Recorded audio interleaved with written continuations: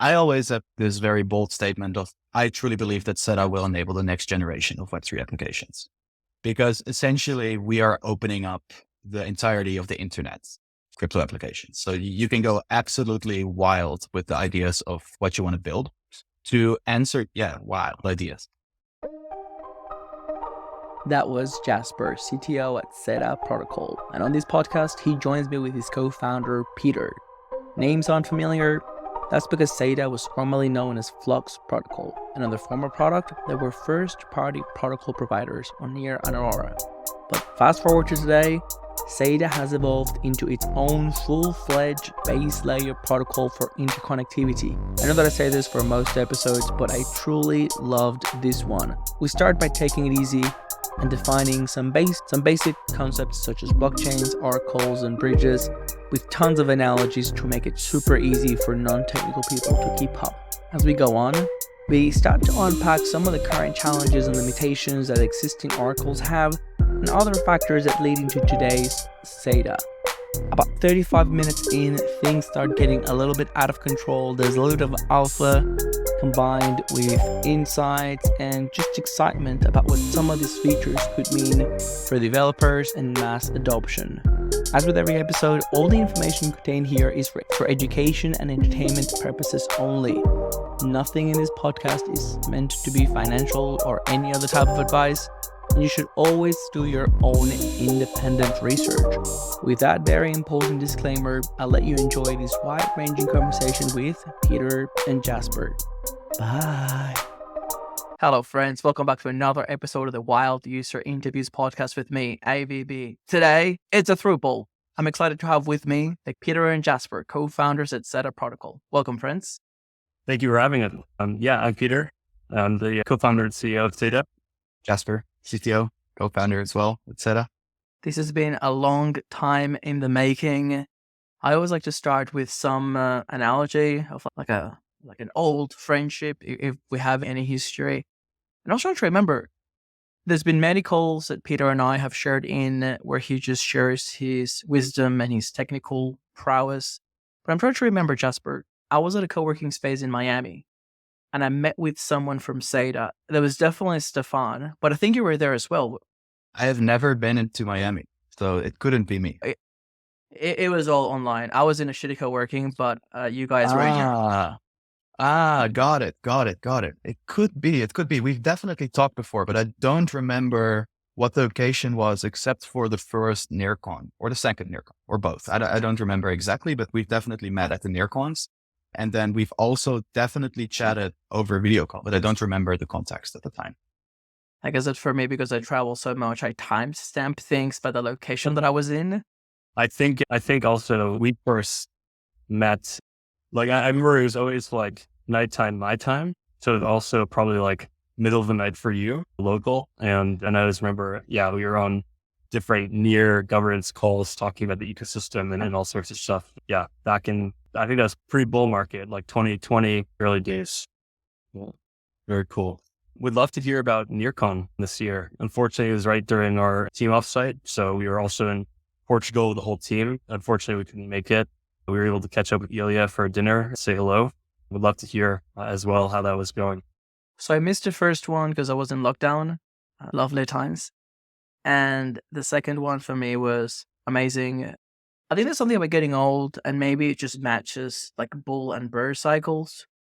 I've really enjoyed like the second go of a conference that I really enjoyed the first time. Like I had the same experience with Denver. Like the first one for me last year was hallucinating. Like the entire street packed with people, all the venues side by side. I almost freeze to death trying to break into a concert with like Dead Mao or some shit like that. You were at that too? I was also there, yeah. Yes. So this shady motherfucker convinced me we could jump the fence. Narrator voice, he jumped the fence and got in. I almost freeze to death waiting.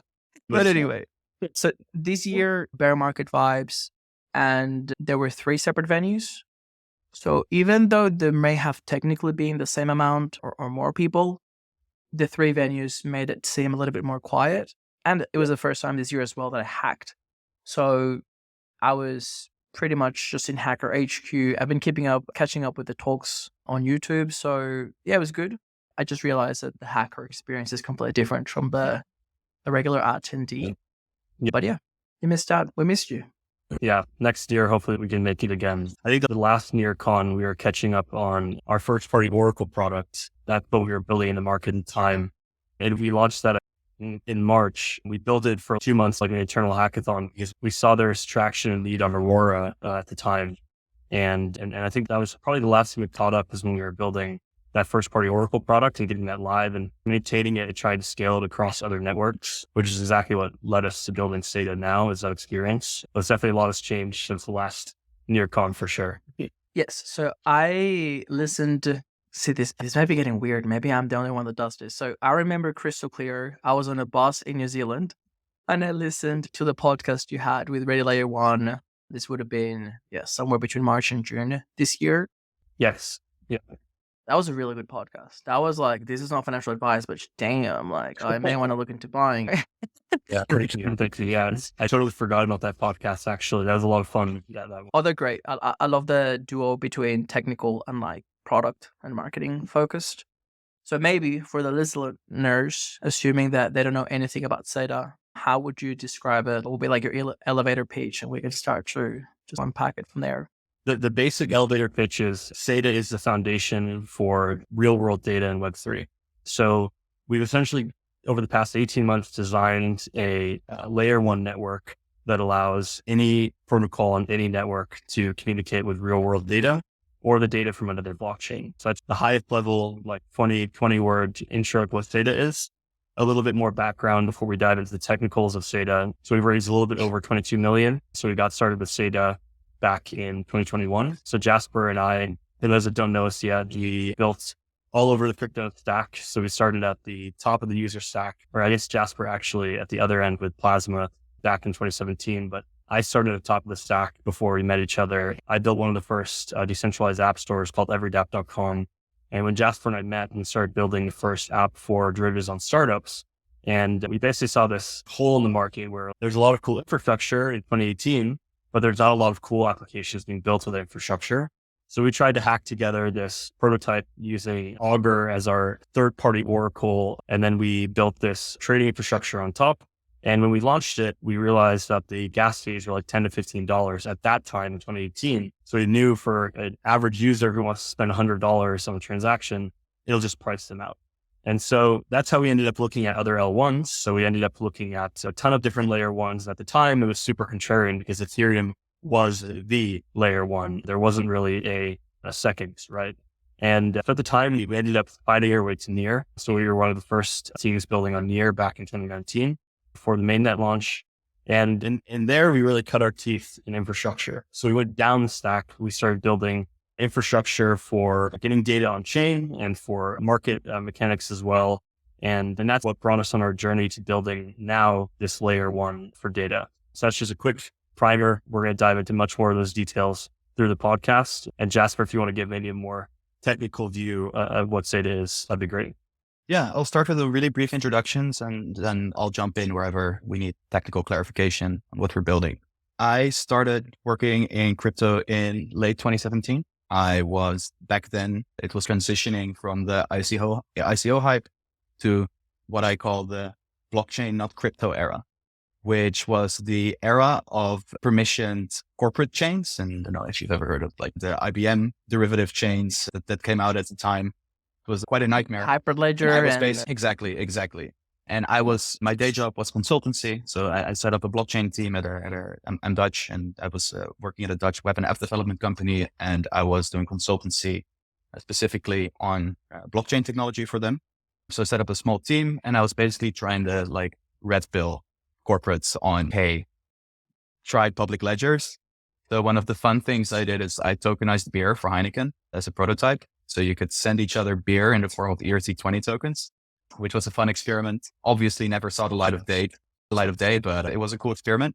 Then when I got sick of having to build these MVPs and not anything ever seeing the light of day, I started reaching out to people in the Ethereum community and eventually rolled into some freelance jobs, which led me to a research team where we raised a bunch of money from the Ethereum Foundation to work on Plasma, which was back then the main option for Ethereum L2 scalability, but it ended up dying out and being replaced with Rollups due to technical constraints, which are slowly being alleviated now, which is why Vitalik a few weeks back actually posted the blog post on we should bring back Plasma, which was for me like a mix of PTSD and excitement that came up after that message. And well, one of my products was being demoed at East Berlin in 2018. Peter and I met. So that's like my grunt.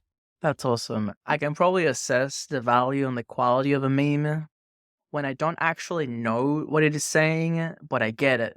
Like the memes about Plasma coming back and Vitalik, the classic one of the man is in the middle, there's a woman next to him looking back, and there's like a hotter one walking by. I think I saw one of those with Plasma being that new hot one. Yeah. And the Rollups being like, for sure. Yeah. I think a little bit of what's going on there is that the mind share of Rollups is starting to be captured by non-Ethereum chains. Like Celestia has quite a bit of mind share as a data availability layer that would kill that narrative for Ethereum. So I think that's one of the reasons why we see Plasma being brought up again, because Plasma moves actually all of the computation to off-chain. So all of the computation happens off-chain, but in a verifiable manner. It's really cool. It's actually a very dope technology, but it just requires a lot of cryptographical advances, which we've seen over the last few years. So that's why people are trying to. This is getting deeper faster than I expected, but there's 3 layers to me that are super interesting. One would be like Plasma, like old, now coming back. The second will be Rollups. But the third category for me that I've been super fascinated, learning a lot, especially after NearCon, has been ZK. Can you expand a little bit on what you meant about Rollups being captured by Celestia? Because I know that you're probably looking at it from the technical angle, but I'm always interested from like the business game theory angle, like where is the value going and what happens if this trend continues? Yeah. So the reason why Celestia would capture Rollup mindshare is because Ethereum is not built for data availability. It is a great base layer for data availability, but it's not built for it. Where Celestia as a app chain has been built just for data availability, right? Like storing rollup states and performing like essentially like the sort of like security, enforcing the security constraints that you would expect from a rollup system. So I think that's interesting. And you saw Near making a move towards DA as well with EigenLayer. And yeah, it's a very hot topic. Because I saw a tweet that said, like, unpopular opinion or like hot take, every data availability layer is eventually going to move up the stack and become an execution layer as well. Yeah. That's what I was thinking about. How does it? I'll go further. I'll go way further than that. All of these layers are going to capture very minimal value. They all have to go up the stack and then up the stack again and then up the stack again. Because in the end, it's going to be consumer applications that are going to capture a very large percentage of the revenue that is now being made by L1s, L2s, DA layers. I think they're going to be left. They're going to make money because they need to run, but their margins are going to be pretty thin by the end of it. Yeah, that realization came crashing down on me, or I guess somebody smashed it over my head at Nate's house just before NearCon. We had a very exclusive barbecue, which included a very elite gathering to discuss tokenomics. And the way that Kendall dumped it down for me was ZK changes everything. Like the value of security, one server now is the same as 100 million of least security. So there's thinking through a lot of the initial assumptions. But I guess that the exciting message is that it should push the crypto market towards value creation in that application layer. Because for a long time, and I remember me attending a NEO, crazy, pretty old, a NEO event in San Francisco. And I was like, what the fuck? There's more investors than builders here. And I thought, maybe because it's San Francisco, there's just a lot of money. But everywhere around the world that you go to a crypto event, it's more investors, quote unquote. But these are not like real investors. It's just people speculating with like very small, tiny bags. So yeah, the app layer thesis or creating value at the consumer application layer is pretty hot. Do you find that to be like a popular take, or are you guys trailblazing on that end? I think it's a fact amongst people that have like, if you understand what is valuable within crypto, the value is in block space. And block space is valueless without supply of transactions. So the entry point of transactions, whether it's a wallet or it's an application, anybody that has the ability to withhold transactions or choose where transaction goes owns the supply of transactions to block space. And these people have eventually, if you own the transaction supply chain, you own you have like the largest supply, which means that blockchain demand is going to pay you a lot. It's not the best way of phrasing it, but I think but from like a top off perspective, I think that's the way. We're going to come back to SEDA in just 1 minute. I just think that the Celestia Theorem example is a really fascinating one because I guess a lot of people would be familiar with it, and it may give us like a conceptual framework. So if we were to apply that to that relationship, I'll use a terrible analogy and then I'll let you enlighten us. Would that be something like us saying, hey, people really like Williamsburg, so we'll charge them more, or we'll tell them to live in Williamsburg, but actually their house is in this satellite city somewhere else where all their actual appliances and they sleep. And then they come to Williamsburg to do something, but it's just more expensive. Do you see more of the, not just data availability, but execution, etc., migrating away from Ethereum in such a way that almost implicitly over time, everything is just elsewhere, and maybe the branding or the community affiliation decreases to the point where we're no longer all Ethereum obsessed, wanting to have multiple layers on top, but you may have other ecosystems like Celestia, Eigenlayer, you name it, becoming more of a standalone stack. I'm not sure. If that will actually happen, but it would, to a certain degree, would definitely be rational. It's just that reality is not always rational. Like the best technology doesn't always win. Yeah. So doesn't be rational since I was like 12. It's also if a network starts stealing away enough mindshare from Ethereum in practice, you're going to see Ethereum pivot towards a similar role, and then they have like second mover advantage and the brand name. So I think that unless the network's too stubborn, which also is a possibility, like there's like infinite possibilities here. I don't want to predict the future. The only thing I can predict with certainty is that applications will eat up most of the value of blockchain systems in the future. And that they will need data. Yeah, exactly. 100%. And that's always is that right now it's too difficult to deploy an Oracle or a bridge across all these different networks. And with our first party Oracle, when we launched that, we grew to 3.5 billion over that in total value secured in 8 weeks. So the demand is there. But what happened was, as we scaled it, we realized that it becomes a problem of monitoring. It becomes a problem of security. It becomes a problem for the data providers, for the validators.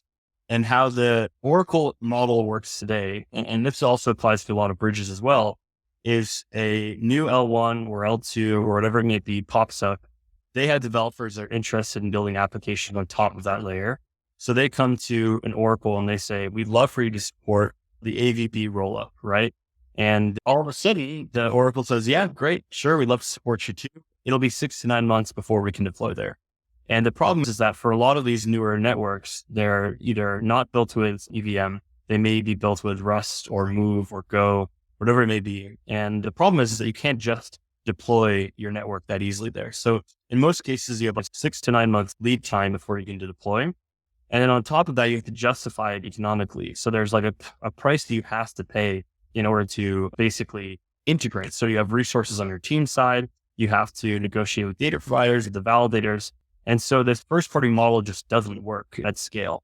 And that's why most large oracles haven't really expanded to support outside of that core EVM chain space, which is Aurora is not even in there yet. There's Avalanche, Polygon, Arbitrum, Optimism, and that's pretty much it. Those are like that EVM ecosystem that most leading oracles and bridges are looking to support and connect to it.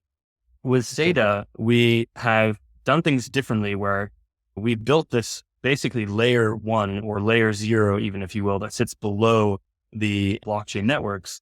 And there we aggregate all of the data. So if you're a data provider and you're providing your suite of APIs, let's say it's 100 different price feeds, you're providing that just to the SEDA chain. So our overlay network fetches that, hosts on the SEDA chain. And then from there, we're just relaying that data to the different chains that are requesting it.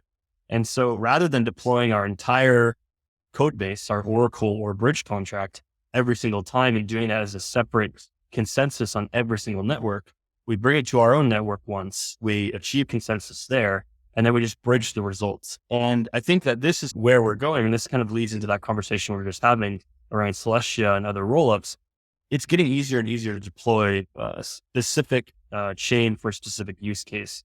And the future that I think Jasper also aligns with a bit is that we are seeing a future where the user can come in, plug into whatever protocol with whatever wallet they want from whatever chain, and they're able to have interoperability to cross any network that they wish to plug into.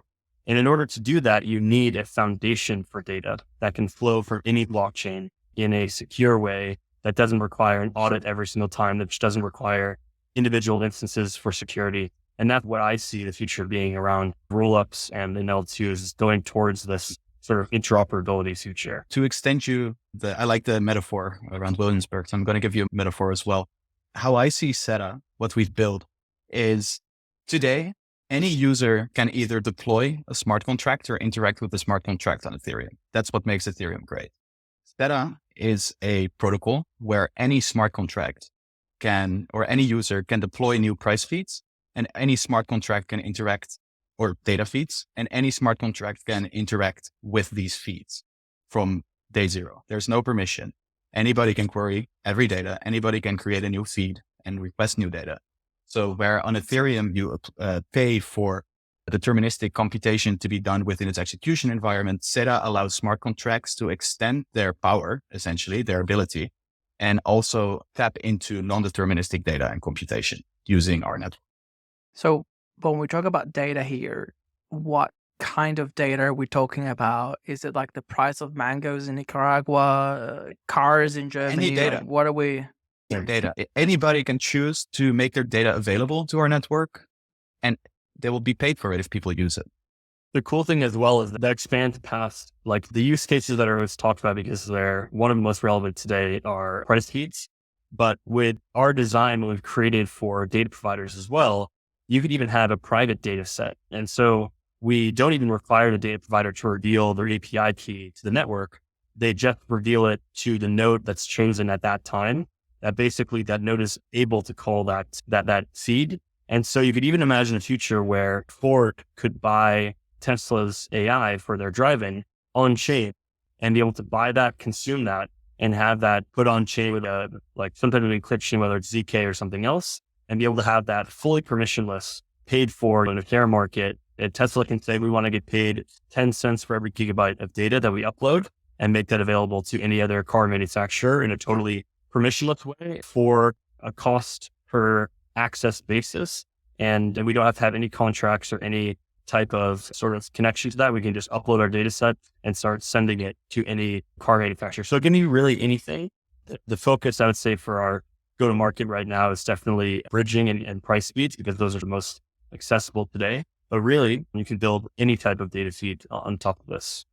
Would that be like a data marketplace, or because I'm trying to think of how would people discover different types of data, and how would they be able to vet the quality?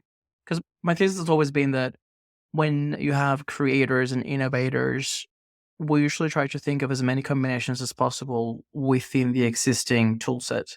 And the more tools or possibilities that you start to add, like the more possibilities, so presumably if SEDA can open up a new world of access to data, both providing and or consuming, I'm trying to see how that would. That's great. Here's the way I look at it. It's definitely frameable as a data marketplace. I think that the way you ensure quality of data is there is two ways. One of them is by, if I am Tesla and I am the only one that owns this data and I want to provide this data to the SEDA network, it's just reputation that's at stake. So if there is a mistake in the bug, it's like Tesla, right? But the way to do it with data that's more widely available, for example, price data, which is relatively subjective. So different sources have different granularity on price and such. So the queries will be slightly different. You don't query one source. What SEDA does is it allows you to essentially write smart contracts on how data should be queried and computed. So I can say, hey, I want to query prices, the Ethereum price or the Bitcoin price from 20 different sources. And then you can write an algorithm to how you want to aggregate that data. And then only the output is stored in our network, essentially. So we give developers the tools to make sure that their data is as secure as they want it to be. Interesting. And are there any limits or any priorities? Because with my legal background, there's just some types of data that are an absolute pain in the balls historically. And you can see like a slow transition or an attempt. I've got a friend, shouldn't give too many details, but anyway, they grew up in Venezuela and through their parents became Italian passport. They've been living in Europe for close to 10 years. And one of them is close to getting married. And I don't know why they asked for like the birth certificate. I think it's whatever they attach in the registry of your Italian ancestor. And it's like in some tiny village. Long story short, the paper doesn't exist. They can't find it. And it's how the fuck can you simultaneously be a citizen, you vote, you have a passport, but this one paper doesn't exist. And it's just crazy. Yeah. Can we just put all that shitload online and let people validate, query? Well, absolutely not. Any data that you want to keep private, you should not put into our network at this point, at least. You can do it eventually with ZK, where you make it available through ZK, and then you can query it from any blockchain if you put it into our network. But definitely don't do that. And it's the same as like it's the exact same as why you wouldn't put it on a web page. Because so data that's put into our network that would be the comparison I'd make. Like it becomes illegal as soon as you do something that you also wouldn't put on a web page or behind an API key. Behind an API key is the best way to put it.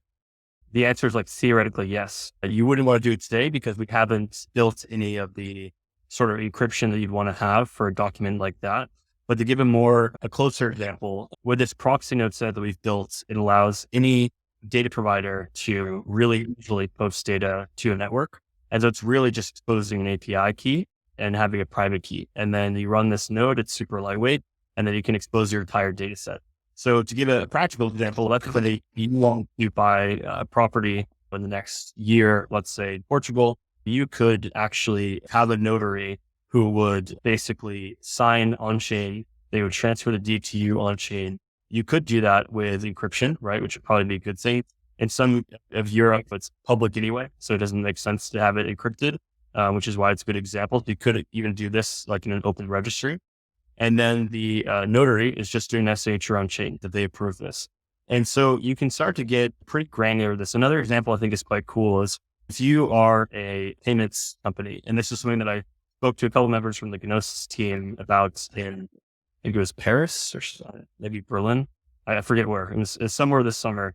And basically, I imagine a future where you can have a balance that you deposit in, let's say, Gnosis safe, and this can be on Ethereum. It could be on a rollup or on a sidechain.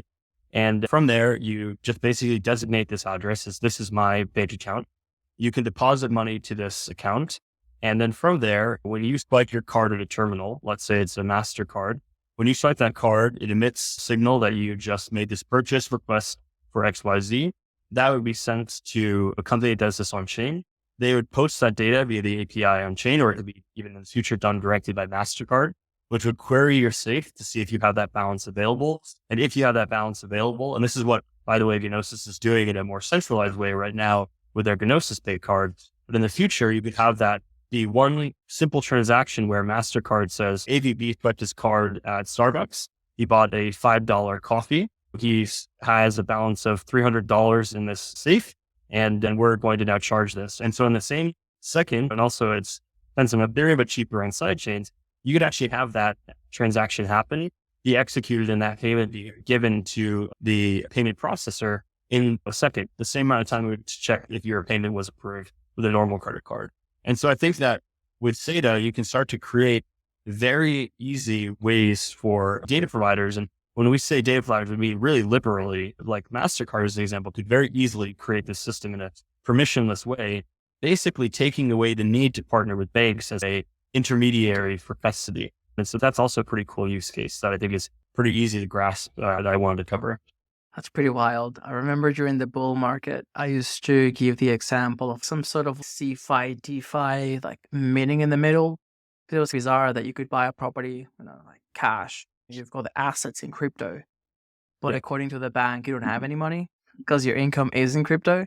Even like a rental property, you would have a hard time demonstrating that you have the assets. So I was like, if there could just be a way for the banks to prompt your wallet, your assets, put it on some multi-sig, sign a transaction. I was trying to think of that connection, and now I'm poor, but excited that we're getting closer to that world.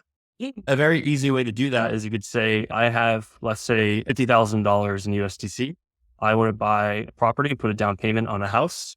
I have normal income. Let's say I make enough, I don't even know what interest rates, how much that be, or $50,000 a month in payments on a $10,000 mortgage. No, but I think you could just create a safe and have the bank be added as a signer key to that and give them permissions.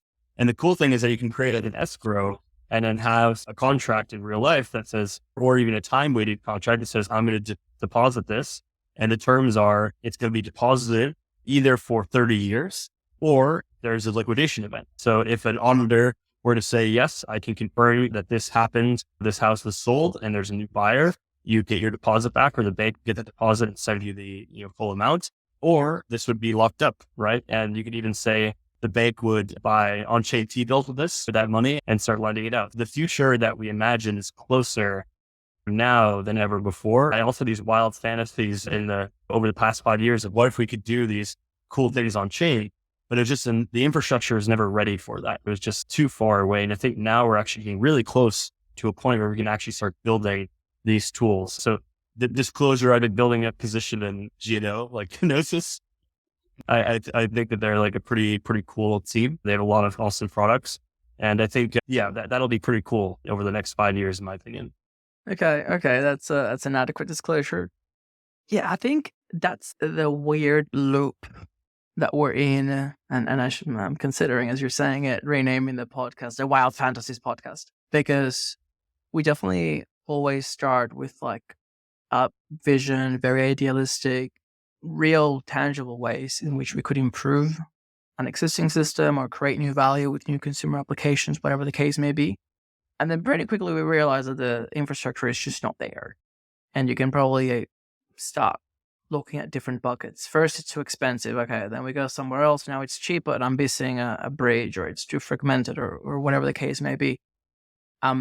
How close would SED get us to being able to play with those ideas? If you have to summarize like a quick tech stack, quick and dirty, somebody has an idea.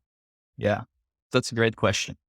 I always have this very bold statement of, I truly believe that SEDA will enable the next generation of Web3 applications, because essentially we are opening up the entirety of the internet, crypto applications. So you can go absolutely wild with the ideas of what you want to build. To answer, wild ideas. If I'm a developer and let's say mid next year, SEDA's live, there's a bunch of new Rollups as a service companies that allow you to spin up a rollup that has cheap data availability costs in a few hours. You can spin up a new rollup in hours. Then you deploy a SEDA relay contract towards on that rollup, and you spin up a rollup, a relay. That's just like a Docker container, and you press like Docker run with the points to your rollup. Guess what? Now you have access to the internet. You can query the entirety of SEDA's data. You can query the entire history, like even historic data, like data queried in the past by other people. And you can spin up new feeds. So if you need any new data that's not available on our network yet, you just spin up a new feed, and now you have the data available to you. Literally speechless. That's awesome. I had so many thoughts at once. I'm overloaded. So with the data feeds, would most of it be like public, or could you literally just set up almost like a private feed to enable almost like your own application or your partner's application on a blockchain component? In theory, depends on the data source. What you could do is spin up a data source that's just for you. And in your feed, you have it encrypted to only be unlocked with some private key that you own. And then you can be the only one that has access to that data, essentially. There is definitely ways to do that. I don't see a big use case for it, but it's definitely a way to do it. I'll give you an example. It's also, there's one thing, and this is great because I love this. I love that you're thinking about this and have ideas here, because we build our product to be completely unopinionated, as I say. So you can build whatever you want, just like you can deploy a smart contract on Ethereum that kind of does whatever you want. So I'm very excited about like these new ideas, and we really want to push that. So we'd love to hear your... Look, I want to put OnlyFans on the blockchain. I'll go first. Yeah, you can do that. To frame it properly for you, data is not an oracle. It's not a bridge. Data is a foundational layer. And on top of that, you can build these modules that emulate an oracle or emulate a bridge or emulate whatever type of data use case you have. And then to the data feeds, you can build any type of feed that you want. If it has an API and you can query it, you can build with it. These are features that you can enable. Since you can do it with public data, you can do it with private data, you can have it with a revealed API key or a private one. And these are all things that you can toggle on and off. These are levers that you can pull when you set up the feed as a developer. And the idea that we're trying to push forward here is there is no future for existing oracles or bridges. There's SEDA, and there's us creating interoperability between all networks. And there's modules that are built on top of smart contracts that perform different types of computation with that data. And then there's the data feeds that you plug in. And I think that's the future that we're going to be living in. Are you trying to tell me that you're the Chainlink killer, the Pi Slayer, the whatever the fuck the Chinese one is called? Like redefining what people understand to be an oracle. I think that many of the things that people are calling either an oracle or they call it a bridge, that they are application specific oracles. And we're building essentially like a framework to spin up these things at will. Yeah, I have a pretty wild thesis that a friend of mine basically laid on me, and that is that every protocol is solving the oracle problem. Every protocol is essentially needs an oracle. And yeah, we can dive into that deeper, or we can leave it at that.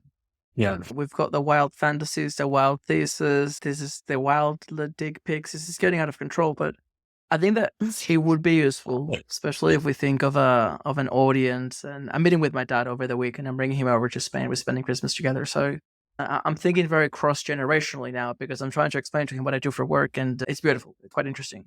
If we had to define what an oracle is, and I'm also put on a timeline to tackle the assumptions that different people may have. Oracle, boomer level, it's a shitty tech company in the US, like old tech, but early tech. Like at some point they were innovating. And then you may have the more holistic crowd where an oracle is, I don't know, something that descends from the mountain to give you wisdom. As we enter into the crypto stage, how would you define an oracle, or how would you define it over time? What was it meant to do originally? What is it doing now? And eventually, how do we get to SEDA? That's a great question.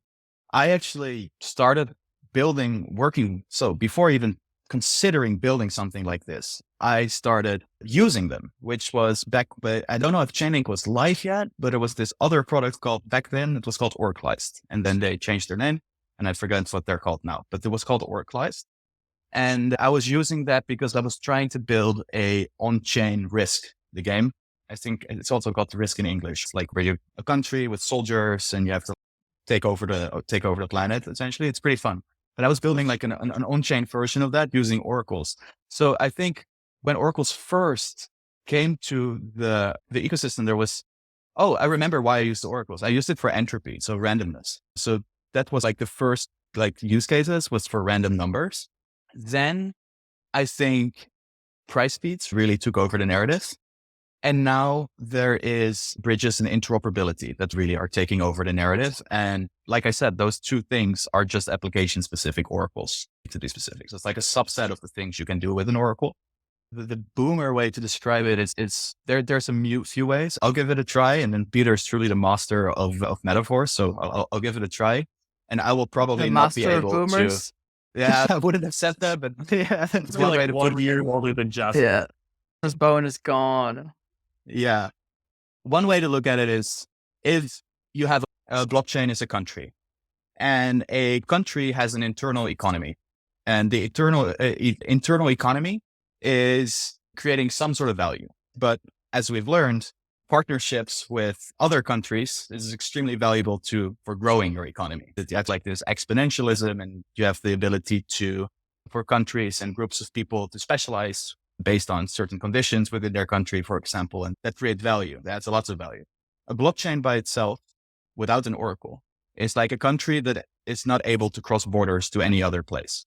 And I'd say that metaphor for a bridge would be allowing people to trade with other countries, where with an oracle, you're able to trades with other universes, essentially, like completely different things. Yeah. Because I got the isolated country analogy. I was like, shit, that's pretty sad. If you think about it, if you have a smart contract, which is like a closed loop ecosystem, that's North Korea. And then the bridge could be literally like a port if you could get like raw materials in or out. And then the Oracle would be like the internet. Like you could get information, data. We can stream in Hollywood movies. And I think that's a beautiful analogy. It's better than. yeah, I like the universe one. We'll fit universes somewhere in there, but analogy is that blockchain networks are like islands, and assume you have all the resources on the mainland, like all of the, let's say like they're parties on islands. So you have all of the foods, all of the alcohol, all of the fun, right? And that's like the internet of today, where you have all this data, all this information, and you have the ability to bring it to these islands. But right now, Chainlink is, and other oracles are like a ferry that just carries one type of food, one type of alcohol, and one record, right? Like per island. And so you have one type of music and one album that you can listen to. And they ferry that over. And every single time they want to support a new island, they have to build a new ferry, and they have to find a distributor that can distribute this new type of alcohol and this new type of food, this new type of music. What we're building basically is a framework to connect all of these islands basically by tunnel. So they're all interconnected. If a new island pops up, a new party, all of a sudden it can plug into that same logistic network. And the sort of idea here is that with Ethereum, it's a great example. Like in the bull market with Ethereum, you had all of these, the liquidity, the users, and that was like the food, that was the people, that was the fun. And during the bull market, you started to see leakage. You started to see users start to swim to other islands. The alcohol is the liquidity. It started to move to other islands as well. And suddenly the music started thumping on other islands. People tried to run take that opportunity. The problem is that the framework that was built by bridges and oracles at that point was not able to maintain the vibe of more parties at once. So it meant you have to pick what parties to sustain and what parties just don't get to happen at all. And if you're a chain like Near or other blockchains, you just didn't have the party, then you're out of luck. And so with SEDA, we say, hey, we have these distributors on the mainland. We're going to get them filled with all the alcohol, all the food, all the music you want, all the top DJs, and they're going to be plugged into every single island and make sure that those parties are raging. And so if somebody pops up with an AVP rollup and they say, we want to have a party, within 24 hours or even faster, if it's a EVM rollup and you can deploy the relay smart contracts immediately, all of a sudden you're partying with your friends and you're able to have that sort of party immediately. And so that's the most simple analogy I can give to what SEDA is doing with data. The best, you killed it. The party vibe mover definitely will resonate with at least some of my audience. And it was very on point because I had written here on my very scattered notes, almost like a two-part question. I guess the first one would be, to what extent do you think this is a you can agree, disagree, or pass type of question, that the current big oracles were almost like kingmakers in the sense that if they didn't go to an island, the island is fucked? Or if you were to look at the other side of the coin, to what extent has that limitation to have more ferries and more food and alcohol in other places impaired the growth of new ecosystems? To touch on the earlier analogy of comparing SEDA to Ethereum, I think that the previous iterations of oracles, and it's not just their fault. It's not that this choice, technology is advanced since they built whatever they built. So there's new standards, new ways to look at things. But I think that it would be as if you have an Ethereum in which the Ethereum DAO or the Ethereum Foundation essentially picks who can interact with the network. So I think you made a great point there. I think that's a very good analogy. Yeah. To give another analogy, Ethereum in 2017 was like horse and carriage. And really, that was the only network that was really live. You had Tron and EO and other networks like that were hoping to go live soon. But Ethereum was really the only place. And so if I was designing an Oracle in 2017, I'd say, okay, we need a smart contract that someone can plug into that has high reputation in the centralized world and can push data, right? And that was the gold standard. Okay, this company has high reputation. They're well-known people, so they can just basically deploy. The problem is that model, one, doesn't scale across chains. because you have to multiply the sort of feeds, you have to multiply the demand, you have to multiply the scale, you have to multiply all these things by every single chain you integrate. So the complexity immediately goes too high. And that's why legacy oracles haven't been able to keep up with the innovation. They just are stuck because they have a live product that's getting usage and they can't build this now fast enough to be able to support the market. Existing oracles are like horse and buggy. What we built with our first party oracle, and this is what a lot of other oracles in space today are building, they're saying we put new wheels on it, or we reordered the horses, or our horses are fed with wheat rather than grain, like from crushed up corn. And so there's these like tiny fractional improvements. And we said our age is we move fast on a new blockchain ecosystem, Near and Aurora and Evmos. We said we're going to move quickly and we're going to just bite the bullet on that complexity of monitoring and security. And the problem is that we realized, oh wait, but this is still a horse and carriage. And if we want to drive on these new highways, we need something which is going to go faster and be able to actually do that mileage that we need. And so SEDA is like a Ferrari. We've reinvented with the technology that's there today, what's possible. And the oracles that existed pre L1, L2, Rollups, all these things being live, they just said, we don't need a Ferrari. We have one distance that we have to travel between point A and B, and horse and carriage is enough. So if you can make that horse and carriage a little bit better, then that's already serving our needs and gives us that edge. Now we have this totally new highway system that needs to be transverse, and that can't be done with a horse and carriage anymore. So that's why we went back to the drawing board, even though we had that traction with our initial product and said that this can't scale. We need to build something that redefines how data connects the real world and blockchains, basically. That's really interesting. I think that if I stop swearing, I can almost tick the box saying that this podcast is suitable for children. I love the analogies for a very complex and evolving tech stack. I think that we're really bringing it down to the masses, and I just keep writing silly examples. So when you mention the horse and carriage, true, but you almost need to look at the context as to why did people get so excited with the horse and carriage, or why do we still try to do that? So the analogy in my head was like, yeah, sure, it's a horse and carriage, but it is owned by you. Like it's the first time that we own the bloody horse and the carriage. It's almost like we have a horse and carriage in a city that has a shitty tram owned by the government that takes you around. Even if the tram or the train are more efficient, now we own it and we can start doing things where the people are in control of their data and whatever. And the interesting thing is that SEDA is a Ferrari, but if you think of a Ferrari, you have the performance, but it's not really accessible by the people. So it's like that blend of we need to have something that it's not just more performant than what came before, because technically anything can beat the horse and carriage. We also need something that is better than Web 2 or the traditional institution.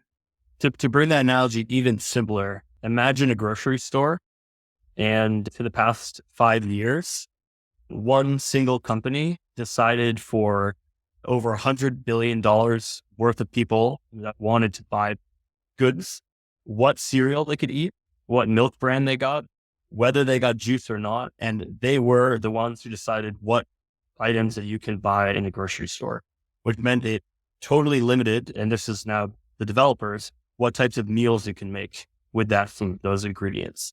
SEDA is a overall sort of accessible grocery store that any food is welcome. So anyone can provide their food to the grocery store chain. That's then distributed across the entire world. So there's no sort of segregation of these grocery stores. They're all interconnected. So any ingredient is now available globally rather than in just, let's say each grocery store is a node. It's like Ethereum, it's Solana, it's Near, et cetera.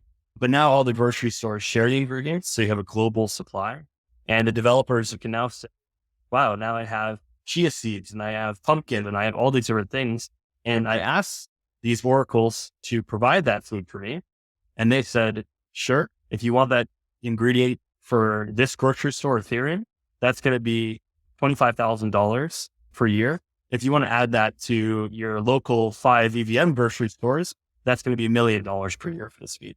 And with SEDA, we say, no, we're going to actually sell this on wholesale. We're going to allow the developers to buy their ingredients and make their products, and they're going to pay wholesale prices, because we found, and this is what we can lead into next, a different way to monetize that food and that sale. which is called Oracle Extractable Value. And that's, I think that being the simplest explanation of how SEDA redefines. So I think Ferrari is maybe not the best example, more like a utilitarian tank that can go 200 miles per hour. Yeah, you got to be careful, mate, because if you're living in Germany and you don't give respect to the German machinery, you may be in trouble. Yeah, it's a Porsche, let's say. Fun fact, I was in a bus going from Budapest to Poland when I had to migrate my EOS account from whatever they had before. I think it was the ERC20 to the new EOS mainnet.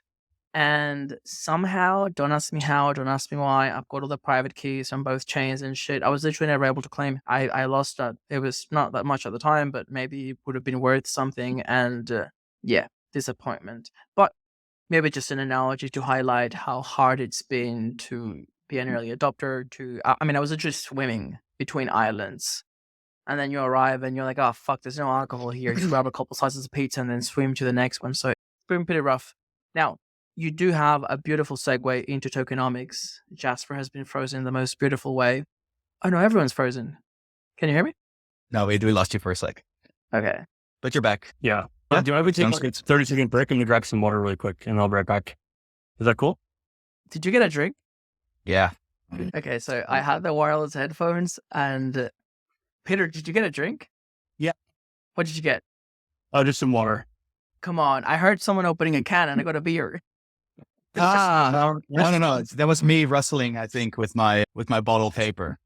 Or I don't know. Let's get one. It's misleading and deceptive otherwise. Yeah, I think the only thing I have is like a Magnum bottle of champagne in this fridge here that we got for, I think it's like an engagement present from one of our friends. And it's, I don't know, like it's like probably 4 times the size of a normal bottle. I'm like, you used to open this without a group of 40 people. And I remember the whole night I had to carry it around and it was like this big around. I was like, this is just like an unreasonable large bottle of champagne.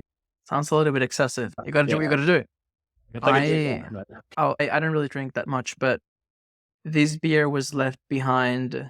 Like someone that came from Argentina to New York and bought it at some airport.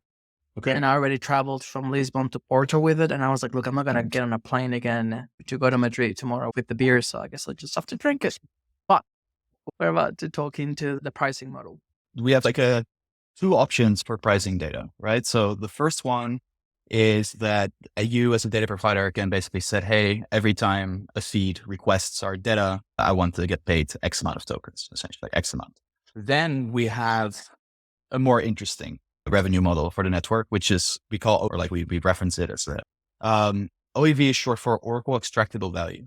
And what we touched on earlier, this is a good callback with why applications are going to be the profit centers of Web3, is because they own the first entry into the transaction supply chain. So that means that they own the transaction and they can choose where they send it. They can send it to a private mempool. They can send it to the mempool itself. And if they send it to a private mempool, what you'll see is that they'll actually start getting rebates for sending order flow to these mempools. Because these mempools essentially sell off, the private mempools sell off the order flow to block builders or other types of make it available to certain searchers or whatever. And since the application is the one that has the monopoly on these transactions coming in, they're going to have to be rewarded for supplying these transactions to the network. So SEDA owns the entire Oracle transaction supply chain. So that means that we create the transaction that changes blockchain state, and that change creates potential value. And if there's potential value, like today, if there's a price feed update, for example, on Ethereum, what you'll see is that there's a gas horse. So whatever value the price change ensues after the price change enters the mempool or enters state, searchers bid a percentage of their percentile profits in gas fees to be included right after the price feed is updated. What we're doing is we are actually auctioning off the right to bundle your transaction with the Oracle update so that you are guaranteed to be the first one to execute on this new Oracle state. So instead of the destination layer 1 having gas wars where the layer 1 validators are essentially being paid or bribed to include the transaction right after the Oracle update, Now it's our network. So what this translates to is pushing data on chain changes blockchain state. This blockchain state has a direct value. It's hard to calculate the value. It's what searchers do. That's how they make money. But there is a way to calculate the value of an Oracle update. And since it's a competitive market and it's a public auction, there's going to be many searchers that are going to be bidding to be the first to have their transaction bundled with this Oracle update, which means that we will earn a percentage of the direct value the Oracle updates create on chain. And we split that value with the network, which enables it and does the computation. And we split it with the data provider itself. So now data providers have a way to monetize not only on a per transaction basis, but they actually get paid based on the direct value their data has for the network. This is wild as fuck. I think I recall Peter explaining this to the Ready Layer 1 guys. And maybe because I was in a fucking bus trying to find my way, but I summed it up as obviously people need data, so they'll pay for it. And there's just like a long tail demand there. But the way that you're explaining it, it's pretty badass. I understood correctly. And this makes a lot more sense if we focus now just on the price feeds. I'm not entirely sure who would be interested in bidding to be the very first ones to get my images from OnlyFans. But if we focus on the price feeds, are you saying that the way that SEDA works, they can bid to be on the same transaction, which means that you would be technically front running every single other Oracle? Not a very important distinction. We will not allow you to front run Oracle updates, but we'll allow you to back run them. Back running is to be the first one, to be guaranteed to be the first one to be executed after a state change, right? So front running is you're executed right before, back running is being executed correct after, but you're able to front run, I wouldn't call it front, you back run the transaction. But an important distinction is that because the transaction is bundled together with the price update, that's delivered in the same block. So normally, if you have a protocol that's requesting data, they request data in one block. The second block, the data is provided on chain. And then in that third block, after that data has been consumed by the protocol, then searchers are able to calculate and execute that transaction to do whatever it is, like an ARB or whatever it may be. With SEDA, because it's bundled into the metadata of the transaction for the price update, you actually are feeding searchers that are on that native L1. So if you're a searcher on Ethereum, but that protocol is consuming data from SEDA, you actually have to move your searcher operation from Ethereum to SEDA and start bidding on our block space in order to actually get that transaction. So we're really vampire attacking the validators, where they are normally earning this gas war and bringing that to SEDA for any use case that has OEV. So it's a really cool mechanism we built in. That's insane. First of all, thanks for the clarification. The front running and the back running, most people just get somewhere stuck in the middle and they don't really know what the difference is. And I think it would be good to clarify as well, because I use the term very broadly. I guess what I meant was, it's almost like a flash loan where, because it executes in the same block, it gives you superpowers. Totally get it. You totally and get if you do it through SEDA, you're technically 3 blocks ahead somebody else. So when you get to choose your providers, you'll go for the one that gives it to you faster. Both of you are. It's just that if you say front running the Oracle update, that's just honestly like a thing you don't want to have out in public, because it's not exactly true.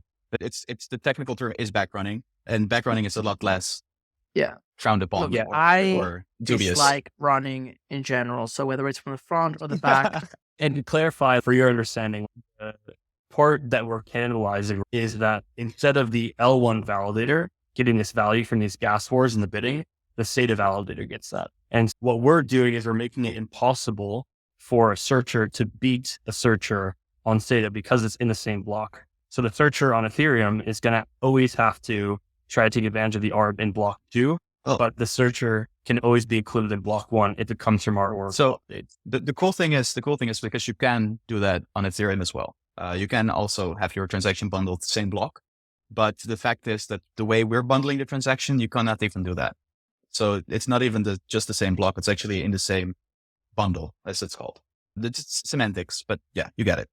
So to be clear, you would be outbidding the validator to get the information from the native Oracle or whatever it's called, from the native first party protocol, Oracle, whatever, from the Chainlink. And then with SEDA, you're basically able to do it in a more efficient way. But that's exactly right. And you decrease network load because there's no more gas wars, right? So there's no gas wars on the layer one. Every time there's an Oracle update, we just build custom auctions to like decrease load on the layer one. That's like that's the benefit. Because I remember, I think every male teenager has a phase where you trade Forex. And I've always been the intellectual type, so I did a lot of reading and studying before losing all my money. And there were specific events that I always looked out for, things like interest rate announcements, like a non-farm payroll. I had my FX calendar and I had some pairs that I kept an eye on. And as a pleb, I was always really annoyed that the nanosecond that the information comes out, there's a big spike. So basically, to me, the only way to make money was just to take not even educated guess and just pick a side. And either you make money or you get wrecked, but otherwise you miss out. And I was really annoyed because it seemed to me like insider trading at the time, which may well have been, but more so over time, it's definitely trading. Like basically the person with the best tools and the best access to the information would be able to just execute faster. It's definitely not human, not by any chance. So I can see how this would be revolutionary. Do you have any estimates at the moment on roughly how much money is going to validators in this kind of bidding, or is there like a market segmentation? It's hard to pin down. It varies with volatility, just like how any sort of really like market condition, like any market participant loves volatility. Like sophisticated actors love volatility because that's where there's lots of spreads, like there's uncertainty, people trading around. So that's where most money is made. Regarding the percentage that goes to the validators today, it depends on the strategy. So if you're doing, for example, lending market liquidations, that's a very competitive strategy. So you're seeing like up to 90% of the profits going to validators today, where the more exotic strategies like crazy shitcoin trades on like strange L2s, there's not a lot of competition there. So a very low amount of the profits would go to a validator there. So it varies a lot, and it's based on the competition. And I think the latest that actually head of BD Stefan was doing research on this morning, and I think MEV as a global sort of value is around between 600 and 650 million on Ethereum, but it's hard to track. This exists on every network, right? And it's large. It's a big market. It's very hard to track down exactly how much it is because it really depends on what you're tracking for and what you're looking at. But yeah, I would say that it's a pretty large market in Ethereum alone today. And I think it's going to be a much bigger market over the years on other L1s and L2s. Yeah, it's one of those worlds that I feel like I've been pretty involved since 2017 and I'm constantly like updating my mental frameworks. I started with, I guess, like the anti-middleman institution, half trust embedded in smart contracts, and you've got Defi. And there's like many layers to the pie now, including some that are actually not really driven by ideology or maybe like a utopian vision. Some is just, we're going to make some fucking money. And MEV is one of those things that I've listened to a few podcasts. I get it. But every once in a while, there are these crazy news that come up that I absolutely love. The most recent one was with a Kyber hack. Sad story. I lost some money. Literally the day before, I added money to a WST ETH pool because I thought, fuck it, it's a stables pool. No impairment loss. Wrecked. But the funny thing is that when there are hacks like that, it's crazy that the validators front run the hacker and are able to capture a big chunk. So now you actually have Yeah. It's actually searchers that do it. It's not the validator. So the validators are running like these block building. You have block builders and searchers, and block builders propose blocks to validators that could be very profitable. And it's the searchers that come up with the strategies and end up taking a lot of money, but also the validators are getting a large percentage of this as well. It's super wild. Yeah. So technically those are the searchers that would pay for the SEDA data feed to be able to be best positioned. Right. Yeah. To go back to that ferry analogy with the island, imagine, and I'll just give it doesn't really relate to the other analogy, but just it's a good sort of way to look at it. Imagine what a validator proposes like a block. So it's an oracle pushing data on chain. Imagine that it's preparing, a block builder is preparing what data is allowed on the ferry. So like what food and drinks are going on there. And then searchers are like passengers that are like, I'll pay this much money to ride along with that food and alcohol to this party so that I can take a big chunk for myself and steal it and be like, okay, I found this opportunity now to some liquor and some food for myself. And whoever pays the ferry operator the most is the one who's then going to sit on that ferry on the ride over. And that's like a very simple explanation of what MEV is basically. I love it. We've all done it. This may say more about me than about oracles and bridges, but if you are smart and on the chubby side, we all stand close to the kitchen or like the door where the food comes out at a party or some cocktails or whatever, because those, what's it called? The finger food platters don't last a long time. You want to be the first one in, you get dips, you have as much as you want. That's awesome. Now imagine with SEDA, so with that, it's like the food comes out and it immediately goes into this pool where everyone starts to grab from it, and whoever can grab the most and pay the most for it wins. With SEDA, it's like the searcher is included. They're on the platter. So they're brought out and they get the food before it even reaches the Ethereum searcher. If they see. So it's like, to take that example of the stream, if the second it comes out, you're joined with the server and you're eating all of that before it even reaches. It's almost like you're in the kitchen. I have a great analogy for this, for MEV specifically. Okay. So let's say there is a sale of a very exclusive handbag, for example, at a store, and the store is selling it for 15K. And you know that on the secondary market, you can flip it for 20K. All you're doing, so you have a 5K profit to be made, is you're paying a percentage of your profit to the bouncer to put you in front of the line. That's literally what it is. You're willing to pay a percentage of the money you're about to make on a guaranteed deal or a deal that you envision, like an ARB, and you're paying a percentage of the profits to the proprietor in order to get ahead. That's the... Yeah, and I don't hate the player, hate the game. One thing I like about crypto is that even if you don't like it or don't understand it, it is better because it is accessible to more people. There's a fairness element to anyone being able to do it. Because if we go back to the Robinhood example, a lot of people got into Robinhood because I guess there was like a sense of unfairness in the financial markets, and it was like the little guy against the big guy. And a lot of us learned during that incident that Hood was free because they sold transaction flow to somebody else who was front running them or trading against them in unfair ways with information that was not accessible to somebody else. So in some ways, it's, look, you may get a better or a worse deal. The important thing is that the information is available to anyone and you can participate like an equal. Whether you want to pay or not, that's a separate story, but it's having access and transparency and... That is exactly right. And democratizing the access to this data through like public auctions is the only fair way to do it. I hate the word democratizing because people that have no idea in crypto always have it in their slideshows. But in this case, it may be true. It may be the only case. Peter, I want to change direction slightly, get more to the philosophical side. We'll come back to the tech in a tiny bit. You get credited for something very special, something very unique, something very powerful, something that it's almost like the renewable energy of the mind, the gift that keeps on giving. I've had many talks with Ozymandias, including probably one of the most famous podcasts.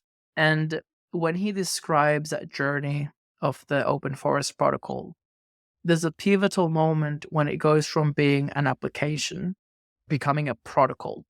And Ozzy often credits you with having a conversation and really opening his eyes on the possibility of building, if I recall correctly, it'd be something like protocol where you can have basically a platform where there's just more pieces and more people can plug into it. It's just like a bigger way of thinking. So I'm really curious to learn more about how you see the world, that protocol platform play. I'm assuming that some of those values or insights obviously played into SEDA and its evolution into becoming its own multi-chain layer, base layer protocol. Yeah, I think like Jasper and I share the same philosophy around that, where we're building the protocol to be totally permissionless and transparent, right? And so I believe that in the same way that, and we use this analogy, we call SEDA the HTTP for Web3, and HTTP for Web2 is an open permissionless protocol for data transport. In the same way, like my philosophy in crypto has always been, let's build open permissionless tools, right? And then on top of that, you can always build monetization layers. You can always sort of create products and businesses. But from my perspective, it's always been trying to focus on where's an actual use case. And I think a lot of times in crypto, there's a solution built looking for a problem. And in the early days, I think, of crypto, there was so much experimentation, like 2018, 2019, 2020. It was really just like building solutions for problems that we thought we might have. And a good example of this is transactions per second and all of the sort of scalability nonsense with new layer one, layer twos, et cetera. Like scalability is important, but we don't even need scalability right now. There's a need for it. There aren't users that would warrant that type of scalability. And I think now we're starting to get to a point where that might be more important. But we're also starting to get to a point where you can build networks in a way where you don't need 1 billion users on one layer one. Like that's just insane. You don't need that. You can spread the use cases across shards or rollups or whatever it may be. My philosophy has always been, let's design a product and protocol that creates something that's open, transparent, easy to use, but actually has a real use case. And that use case today is open the internet to crypto. And then we'll see where the businesses are on top of that.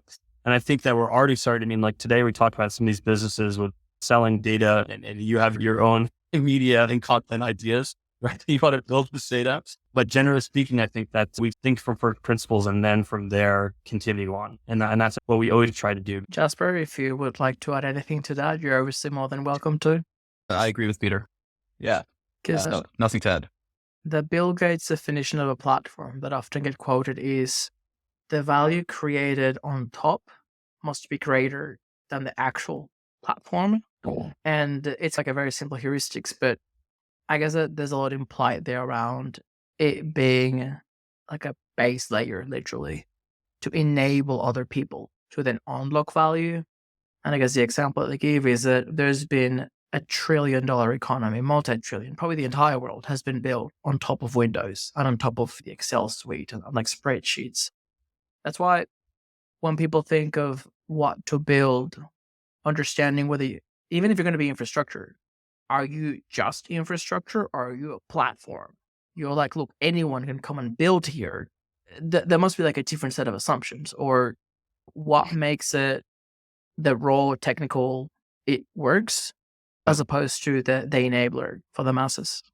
I think there's been a very wrong assumption in crypto for a long time, which is if we build it, they will come.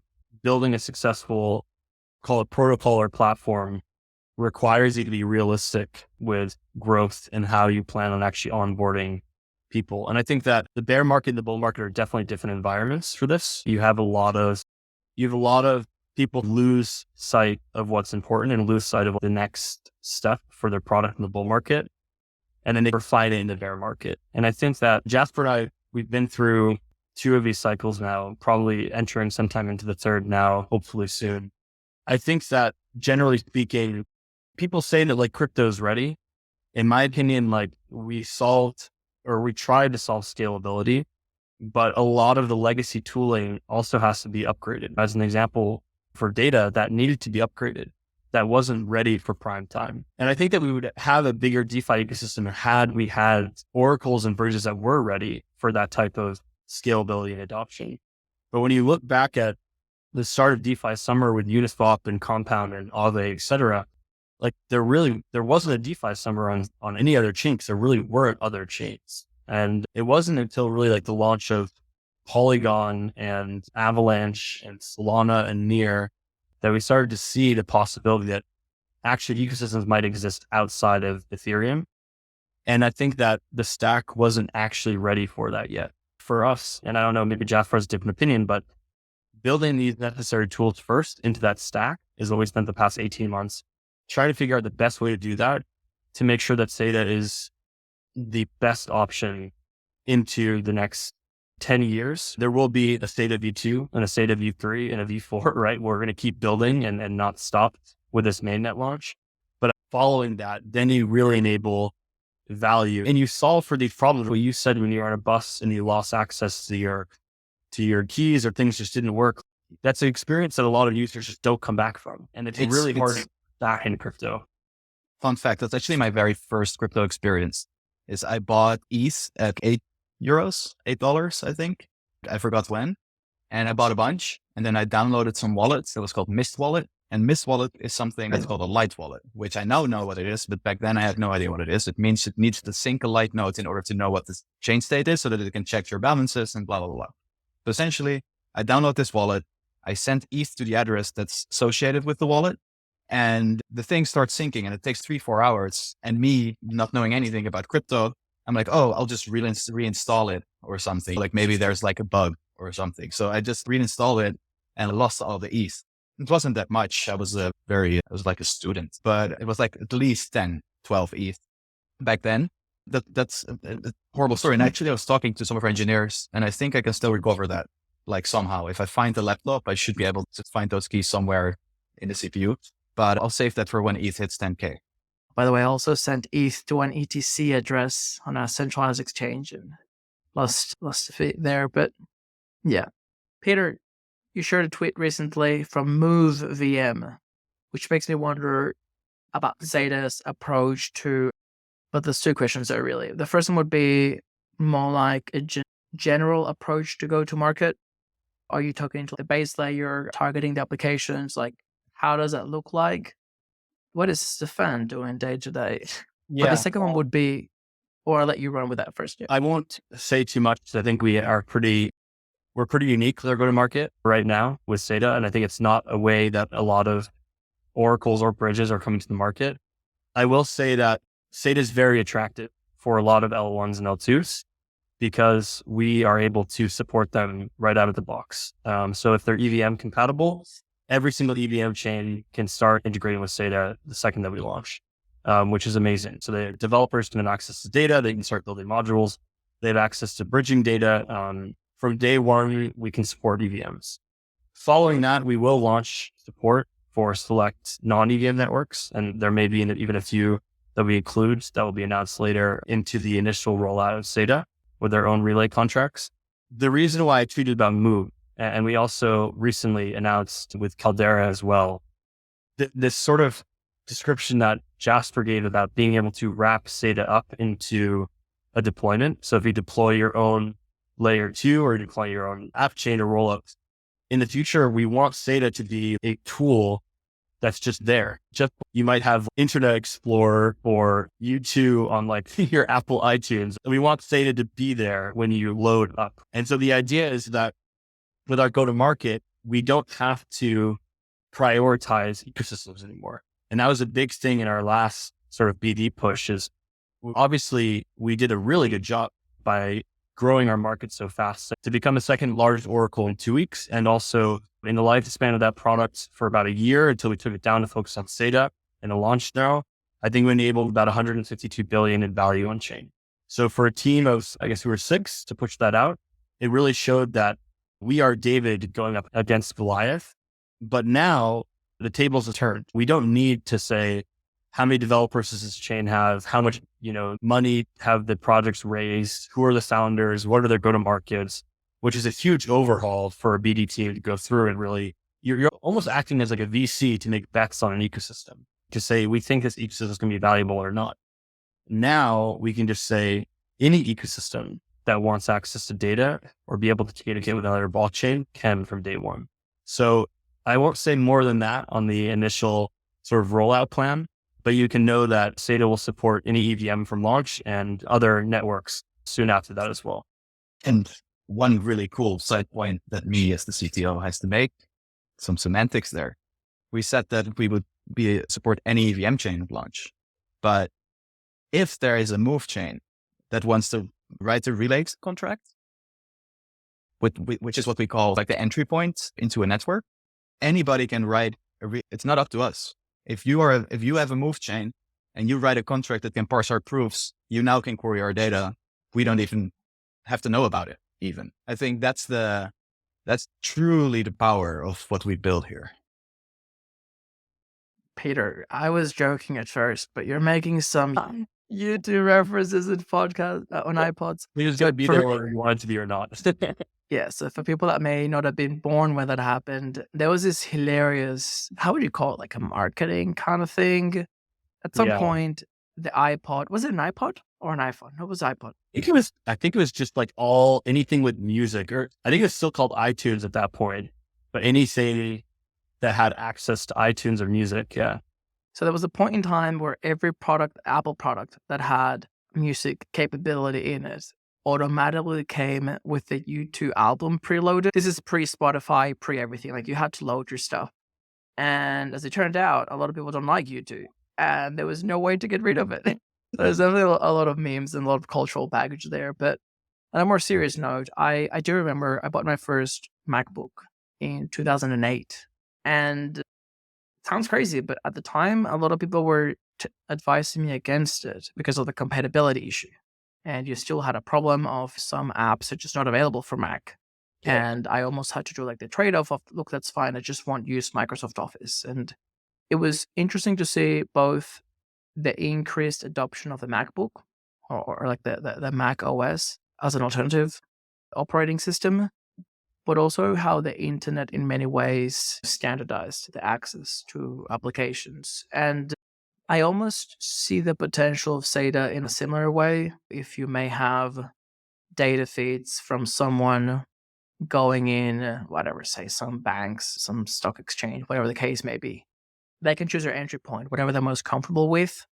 But if you could have access to that data on a different ecosystem so that you can build with the tech stack that you feel more comfortable with, then it's almost like you have the best of both worlds. Yeah. A good way to look at it is that on the, trying to relate it back to your Mac example, like on the Microsoft Office side, like it would be like if you could plug your application into one sort of data transfer service and make that available on any computer you wanted without having to write a custom deployment of that software to the new system. So it'd be like if tomorrow we decide to pivot and build a new computer, if we had a SEDA for Web 2, that new application could deploy in a custom VM on that computer. With SEDA, the data providers no longer have to understand what crypto is. They can plug in, and the pitch is very easy to them because we say, listen, you can plug in your entire suite of endpoints into our one node and monetize it across any chain. And as the demand increases, so is your revenue. And then we have this little carrot called OEV, which will be probably the most way you'll make money into the future, but it's super abstract. And until the money starts flowing in, you probably won't really understand it. And that's fine. Obviously, for the more crypto native data providers, they understand the opportunity for OEV and really get that's a very cool way to monetize. And I think like one thing that Jasper didn't mention, which is something he mentioned at his talk in Paris, is that with OEV, we believe that these price feeds can eventually become free.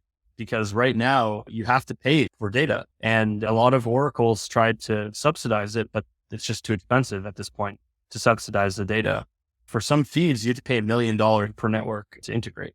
And so as you're paying $1 million per year for one feed per network, that's a lot of money for a startup. And that means that most startups just don't have access to that type of data.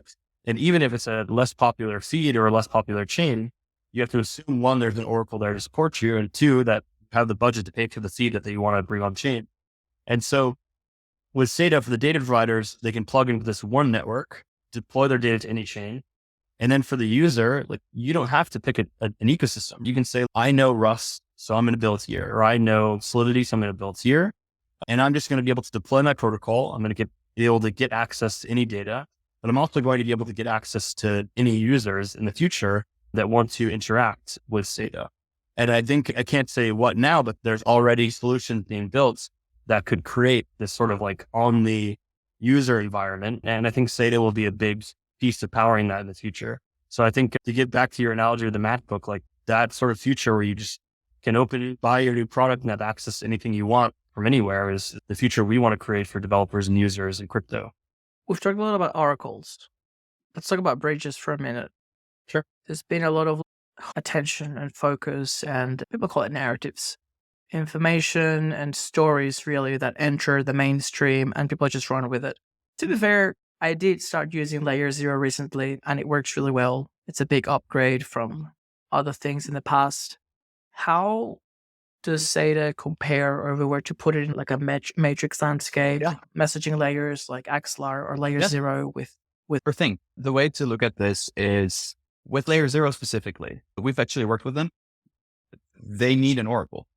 One of the components of configurations that you select when launching a bridge on Layer 0 is an Oracle. So they have an Oracle and a relay service. The relay service is like a centralized person, which is essentially Layer 0 is like a multi-sig of a Oracle that you can pick and a relayer. And both of those things can be configured pretty broadly. So I see there's definitely room for cooperation. Like SEDA could be an Oracle for Layer 0. Like you could build a bridge using SEDA as an Oracle. We've built an MVP of that in the past with a first party Oracle. I think what's interesting about SEDA's infrastructure is that we have a similar setup. So when you request data from SEDA, you have a decentralized Oracle that selects data providers to query whatever data, could be state from another chain. And you can select what we call anchor nodes. And an anchor node is essentially a centralized entity that runs the same computation as our network in parallel and also reports their outcome. So in theory, you could build something like Layer 0 on top of SEDA without having to configure the Oracle, without the Oracle risk, because it's a decentralized Oracle running it essentially. So I think that's the way to look at it. We are not focused ourselves on interoperability at all, but we do see it as one of the major use cases that can be built on top of our network. And as a matter of fact, I cannot talk about this anywhere. No, sorry. Too much. We only go for, we go for 7 hours to take down the barriers and get the alpha. No, if I would dive into this, it will take 30 minutes. No, so I'm just going to drop that. But there is a lot of opportunities for new products that have interoperability built in that couldn't be done with other Oracle's interoperability protocols and really require a product like SEDA. And I'm going to leave it at that. It's funny because we've actually talked to a lot of the bridge providers and also Oracle teams actually at the Blockchain Oracle Summit. And a lot of the teams have tried to focus on ways to make the user experience really simple, how to bridge places if you don't have gas on that chain. For Oracles, it's been how do we aggregate data the cleanest way and trim out outliers and et cetera, et cetera. And the coolest thing about SEDA is if an Oracle finds that they have a really cool way of creating aggregation, but they don't want to solve the interoperability problem of being able to connect that data anywhere, they can actually launch their Oracle as a module on top of SEDA. So if you're an Oracle out there that wants to build cool price feeds and cool aggregation or any type of data aggregation, you can now bring that and deploy it right onto our network. And the same thing for bridges. If you're an EVM specific bridge, yet you want to support, let's say Aptos or SUI, and you don't want to spend the time deploying there, then you can just deploy your bridge and use SEDA as this backend, that test pilot that we ran with Layer 0. And I think Layer 0 is in the hot seat right now because they announced Google as their centralized Oracle. And I think that with the launch of SEDA, they will actually be a pretty decentralized way to bridge data, and they can build Layer 0 on SEDA on the top of our stack and eliminate that sort of risk potential there. Wow. I feel like I got some alpha. I'm not sure if I feel like I got there's some juicy bit there. We always reward the patient who persevere with us till the very end. That's awesome. Okay, I have a few sneaky questions. I like product. I dream of the day where the infra will be ready for us to just focus on having experiments and building cool shit, almost like you can do now with whatever no code and AWS and whatnot. If, hypothetically, you were born a couple of years too late and somebody else already built SEDA, it's there ready for you to take, what would you build? I cannot give the answer because that's the thing I was about to say earlier, what I would build. But I can think of something else. I'll let Peter go first. That's a really good question. Yeah, I know what Jasper's talking about. And I think the key is always to look for builders who are hungry, that are a little bit younger than you, that want to build these cool things. Yeah, if I had to build something else. It could even be like a side hobby, something that just really maximizes the potential of the technology in a way that you can do something cool and fun that hasn't been done before. Yeah, that's a hard question. I think honestly, like that payment idea is quite cool. I think if I was going to go back, I hate banks. I won't go into it. I had a very annoying struggle with a bank that involved me paying a very expensive law firm for many months to get my money back. A neobank, I'll say that, like without cause. And so fuck banks, like hard. I hate banks. And I think that if I were to do something again, like I'd probably create a product that allowed you to totally abstract the need for an intermediary like a bank, because I think they're not looking out for the best for their user. And I think payments is such an outdated, even like things like credit cards are just like a means to an end, but the actual custody, like having your money in a bank and then having that basically in T-bills and high risk loans for mortgages and whatever it may be. I just think that product sucks. And so if I had to start a new company, it'd probably be in the payments and custody space. And I think that there's a lot of opportunity for building there, in my opinion. I would be Sign me up. I would be working on chain abstraction using SEDA, and that is actually alpha. Okay. Sign me up as an early investor in both. I've got exactly $450 ready to disperse. That's interesting. You mentioned noses before, and I'm curious because I would imagine that you guys have a very good exposure to many ecosystems and are keeping a finger in the pulse of many different tech developments. Are there any other projects or like pieces of the tech stack that you're particularly excited about now that you're monitoring? Any opportunities out there for people to go check out? Yeah, this is the point where I show my bags. Is that what's going on? Yes. ZK everything. Okay. Let's go. Yeah, no, I'm not a CK bull, and it's because I come from working with cryptography for Plasma for a long time. I just know that these innovations take such a long time to get to market that I think it's hard to find a good entry. As soon as I see use cases in the wild actually being used and affordable, I'll start deploying where I find necessary. I have some friends working in the space that I would back. But I think for me, so low hanging fruits for me is certain perp dexes and application specific L2s.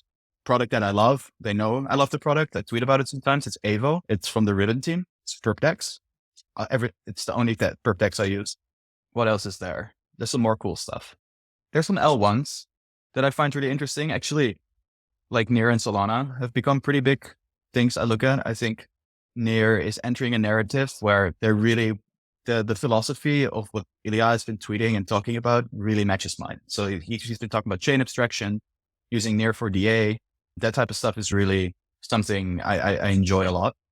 What else is there? Other than that, I look at the trends, but I don't look as much at investments opportunities that much. So I look at trends like modularity is hard to back, right? If modularity is the future, like what's the right pick to back? And I'm pretty exposed to SEDA, so I'll choose SEDA. Well, chilling bags is always great. I know the SBF is listening from prison, and Gary will too soon. But I was referring to it more from like an intellectual curiosity. I've noticed that most of the cool shit now either doesn't have a token or it's in development. Probably you'd be better placed just getting involved actively as a contributor than just buying something passively. So from an intellectual point of view, anything that catches your interest. A ton. Peter, go for it. Yeah. There's one team that I like specifically, we know them well, is the UMA team. And Hart's a backer of SEDA as well. They're building a third-party Oracle. And so they're in the same realm with SEDA. So both focus on bringing data on chain. They focus on a different type of data. And they're a super brilliant team. They're also behind Across as well, the bridge. They're a team that I think is very long-term focused. They've been in the space for a while. They've been consistently building interesting tech. I think like them and the Gnosis team, I've always found quite interesting how they are able to continue innovating. And I think those are the two teams that I like a lot. I follow quite closely. I think like Jasper said, Near and Solana have a lot of respect for Ilya and for Raj and Anatoly. We've known them both for a long time now. And I'm excited to see on both networks what happens. The Sadly A team, I think is really cool as well. Like they're building a lot of really cool tech and a lot that's in the works right now that I can't talk about, but a lot of like really cool features that might be coming out in a while. And What's the name again? Sablier. Sablier, money streaming. Depends on who's pronouncing it. And yeah, I think those are probably like the tops. There's a ton of interesting stuff being built. It's with SEDA, like we have so much that we're building right now. It's very hard to open your peripherals. The last bull market, Jasper, I did some angel investing where we thought it could be interesting. Also, even if it's relevant for SEDA. But right now, I'm so bullish on what we're building. It's very hard to pull ourselves out of that rabbit hole. Exactly. The areas would be like account and chain abstraction, actually some CK stuff. Not after you said that, I was thinking about it a bit more. There's some teams that are really doing really interesting stuff, some researchers, and that's it. So where do you guys normally go to consume your content? Like other than the research that you have to do for your work, do you read blogs, any people that you follow on Twitter, podcasts? Where would be a good place for people to go and learn more after they've been enlightened on this podcast and they're craving more content? For me, it's a knowing answer because it's hard to replicate, but I have a group of founder friends that I talk to a lot that give me so much insight. It's invaluable. And other than that, it's honestly mostly Twitter. If there's an interesting blog post or interesting research, it's often ends up on my feed. So I don't need much more. Yeah, same. I think it's a answer like giving founders and trying to understand their product. Not always accessible to everyone in the space, but yeah, I mean, like the Wild Interviews podcast is a good one. Get some alpha on. I think, yeah, generally, like I try to stay off Twitter in most cases. I think it's almost like a mini bull market of narratives, right? Every day on Twitter, there's something new being pushed as like the next XYZ. And I think in the early days, we paid more attention to that, like the micro changes, but the macro sort of changes are what we're focused on now more. And so I think just generally speaking, just trying to stay plugged in with like early stage projects and founders that are building cool things and seeing how we can maybe help with SEDA to help them achieve their goals. And it's usually what we do. So I guess actually, if you want to stay up to date, follow Jasper and I on Twitter because we're usually posting our hot takes when we develop them. If you want to get up to date or join our Discord. I will most certainly be sharing links to both, only because you gave the podcast a bit of a plug. Thank you. I appreciate it. It is called the Wild User Interviews, mostly to open source conversations, and some people feel more alpha than others, but there's certainly a lot of value in more people having access to people, both of you. So thank you. We really appreciate all that alpha. A pleasure to chat with you, and we really appreciate you taking us on the podcast. And it did sound like a goodbye, but we don't have to wrap it up. We can. I need to run actually, so it's perfect. Oh, there you go. The perfect timing then. Well, guys, thanks so much for joining. The last thing that I wanted to ask, if you want to give like a 30-second plug, testnet just went live. Any call to actions to people, what they can do, any timelines for the next phases? Sure. Yeah. Looking for the next testnet launch, which will onboard like external validators sometime in January. So that's exciting. That's like a next milestone. Looking to launch mainnet in somewhere later in Q1 2024. Find us at SEDA.xyz. Go to our Discord, get involved. If you have any ideas for cool application that you can build on top of this, reach out to us. We can connect you with other people building similar stuff or help you make that come true. Yeah, I think it's the main call to action. Beautiful. Thanks so much for your time. I will most certainly be reading more and learning more. I may make an appearance on your Discord or somebody impersonating me for sure. And we'll get in touch. Sounds great. Thank you very much. That's the end of another episode. As always, I just want to thank you for listening because, let's be honest, you are amazing! And I also want to remind everyone that everything contained in this episode is for entertainment and educational purposes only.